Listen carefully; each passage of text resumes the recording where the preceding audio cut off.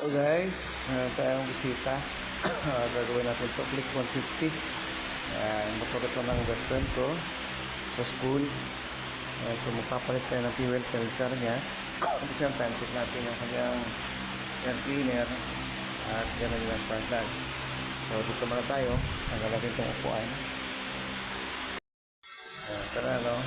Okay, ito na naman, patingin natin screw, no? Tapos paksin natin ito.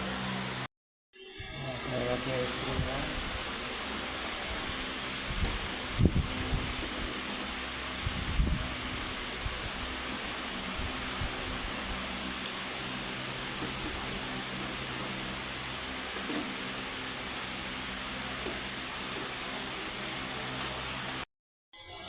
Fuel pump filter lang guys ito, ano? So ito lang po. So buwasan lang natin para malinis, no? Tapos natin ang battery, no? Para hindi magbasa ang sensor nito, okay? Para hindi magka-problem ang ECU. So tanggalin natin yung terminal ng battery. Dito lang yan sa gilid niya. Dito, no? Tanggalin lang natin.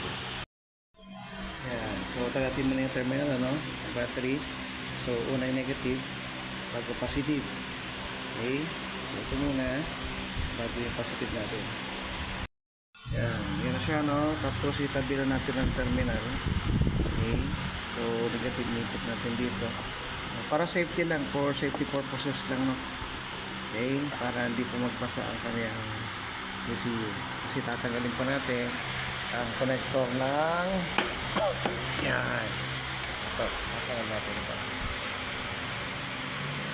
Okay. Yan.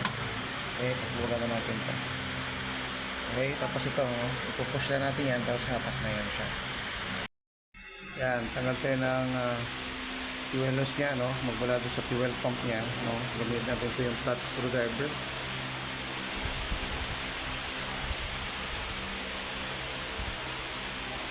Push. Okay. So yan, punas-punas mo natin pagkatapos. Punasan natin ito. Kasi papasok yan din sa loob.